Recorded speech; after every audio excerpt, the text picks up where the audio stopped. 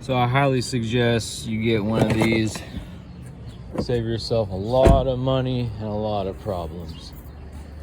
And it's showing me that every single one of my cam sensors is going off, and that's it.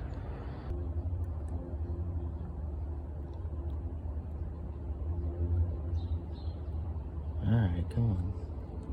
This is a bad test. Okay, it's showing. What's it showing? But I've already drenched everything in coolant, so I'm just gonna, had to take them off to get to these sensors on both sides. I might as well just change them all anyway, see what happens. And I will as soon as I get this changed out.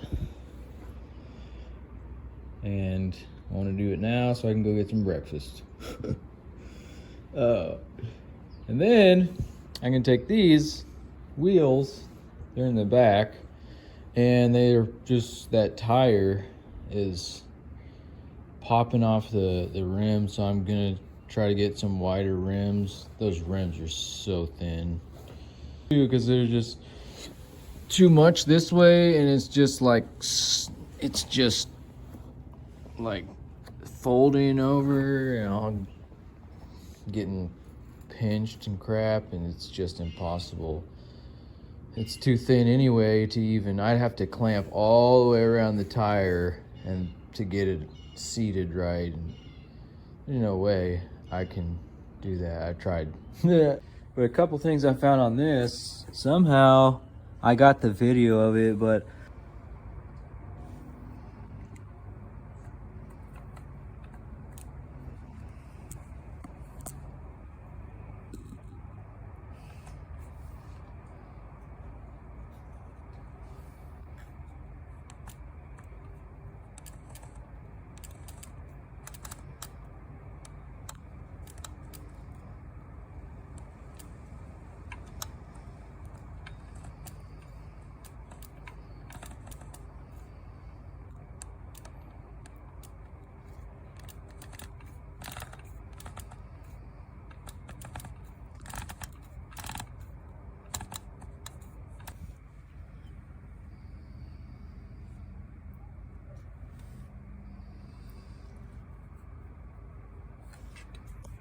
I had put one of these washers in the wrong side, and it was just hitting these. And then don't ever get this stuff. It hardens, like it's hard as a rock, man, and it just doesn't seal on here, and it won't idle. So I got some more vacuum tube I'll get on there. Fat tires. Oh my gosh, yeah. That's what you need. Such a better fit. The tubes didn't even fit in the other one. So that's how tight it was. The tubes were like folded over themselves, like in two places, like at least a couple inches in both spots. It did not fit. I don't know what. Those small tires, that's gonna be a pain to get. I even took the tube out. I couldn't get it on. Then I just put the new tires on, and I filled them up like pretty dang good, and they finally popped off on me when I was riding around. So what you want to do is get that all the way in, and don't let the tube come out onto like in here. What I recommend is, yeah, you do it like this. You pop it all the way around inside, and then you pump it up. And then you start pushing on it all the way around. Hold it with your knee so it stays in while you're going around. Just pop her in. Both sides at the same time, so gotta do this without camera. Pump it up halfway, and then check your beads. This is your bead. Check it all the way around, because that way you know that the tube is actually pushing out on all sides.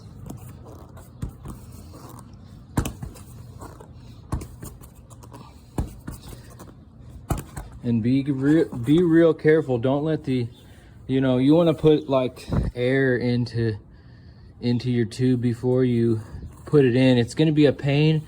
You're going to pinch that thing to get it in there. You're going to have to do that, and it's not going to hurt the tire armor, but you want to make sure this thing is lined up perfectly. So if there's air in the tube, even on both sides, so this thing's lined up, you don't want to poke a hole in there. That's your failure, your biggest failure point. Perfect. All right. You stay there.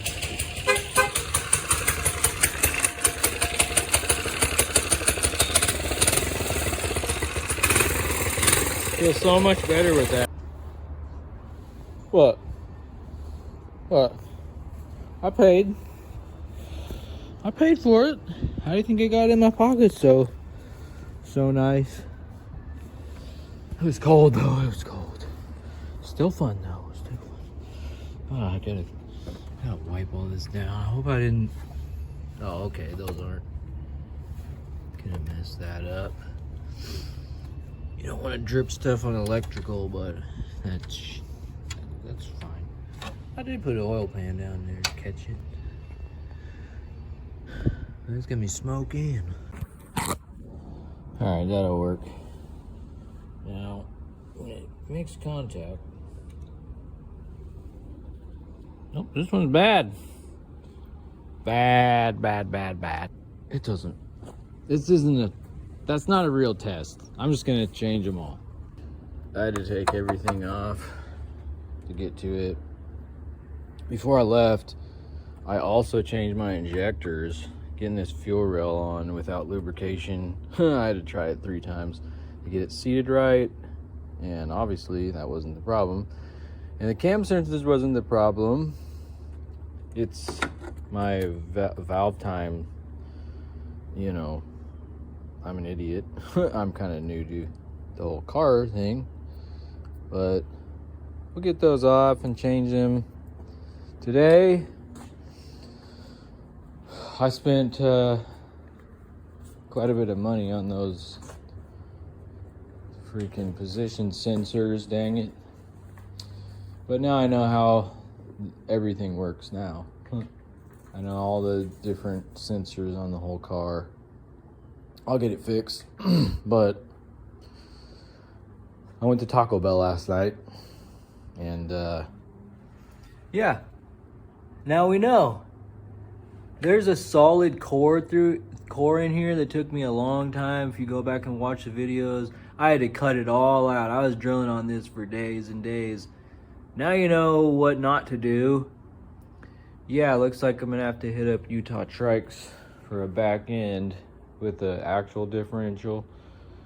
But I got a tire on here and fixed all this so it's not gonna be rubbing at all. I saw there's a bolt down there and it's tight now and it's not even close. But this took me, with 2 chains on it, it took me 10 minutes. 10 minutes to do this whole thing. Yep, I had a couple spare tires from that guy gave me. Look at those tires. They actually fit. I can pump them, you know, way up too. There's like 40 pounds of pressure. I think that's plenty. That's not gonna be a problem. So I'm actually gonna dig into here and check each sensor, but I'm gonna have to replace them anyway. All I was doing was waiting until Monday where I could go to my bank, and I was riding this up to get food, and yeah, I had just fixed this stupid carb leaking it was leaking gas like everywhere. Last night I finally just pulled this off, and it's literally just there's a seal around here, and you really have to crank this thing down or the seal, you know, it'll vibrate. So just put some thread locker on it and it's fine. There's still I had dumped all the gas last night, which it was finally running without just dumping all the gas out on me. And it had plenty of gas. And I had to just dump it all out to get it in the truck without leaking all over the freaking place. Because it was literally on its side. Very sad. I hit a curb with this tire because I didn't have a light on it. And it started wobbling. So I slowed down. I was like, what the heck is going on? And I sped up a little bit, kept on wobbling. So I stopped and I looked down at this tire and it was like kinked out. So I lifted the bike up and this just fell off. I'm like, holy crap. That's what it is. I'm kind of pissed because my water pump had gone out and I took it to a shop up the street that's got a really good reputation. I mean, so good. Honestly, they're good, but they're not going to change everything. So even though they took the timing cover off and they could have got to these real easy, I mean, they could have changed the whole, VVT housing and everything and whatnot. They told me they had to drop the whole engine. So no, you don't, dude. These engines are great engines. They come on the Fusion, the Edge, the Explorer, the CX-9 Mazdas, the older ones, I guess. Now they're all like 4 bangers, but oh man, there's another Ford, small Ford. So there's plenty of room. You got to take off the engine mount, so you have to brace it. But I know that since it was braced, I know they didn't take this thing out. I know they didn't. So I had some kind of contamination, probably from the oil pan it was sitting on. And it clogged up because oil runs through there and it changes the timing on the intake ones. So they, as of a couple years ago, they just came out with a like high flow oil pump. I'm real tempted to get it because it's only like $180, and this thing will be running good because it's kind of high mileage. The more mileage you get, the more oil you want going through it. So these are good engines, so they made that pump for it. And maybe I'll wait a couple days till my dad goes out to the ranch and gets my rolling jack out of the truck for me so I can, because if I look down in there on the timing crank and the timing chain slipped or something, which I don't know how that would happen, but maybe. I don't think so. This thing wouldn't be going anywhere if that was the case. But right now it's stuck. It won't start. I know it has something to do with these. They probably got even more messed up. Yeah. Probably something got in there. I know they just changed the oil. They told me they changed the oil. So the oil's, good. Everything should be good now. No. And they also told me they put sealant leak stop in there. You don't do that either. You don't do that. You don't want to clog up those weep holes. If in case it goes out again, you can see that where it's leaking again. I mean, I'm probably gonna go out through this whole thing, and I paid them $4,500 to do that, and it took them 2 months because they got so many cars on there. They have a good reputation, but no. There's a guy that online, he says it's not that hard, really. In these Flexes, there's a lot more room than the other cars. He charges $1,200 to do it, and me, it's not going to cost me anything. It's going to cost me like nothing.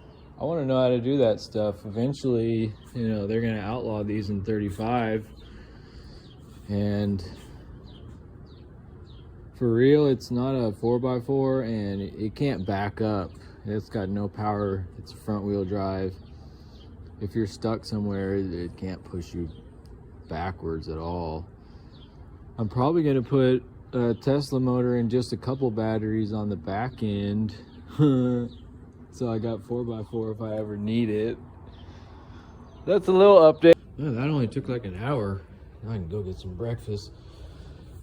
And I think I know the problem, actually. Before I take the solenoid valves for the timing, it's actually the crankshaft position sensor. So I know where it is now, and it's a pain to get to. But it's a wearable part. That makes more sense to me, that would have been the issue, because it intermittently shuts off the engine. You know, like very rarely, but it was doing that to me. I think that's what the issue is. That wouldn't happen if one of your solenoids would be stuck. It would just probably be misfiring. But it never had that code come up. But it's, like I said, that's probably what it is, because that is a wearable part. The other ones, I don't think so. But I am like a little bit low on oil. You can check inside your car the oil level, and it was saying it was like 50%. So I'll put no oil in it and clear the codes.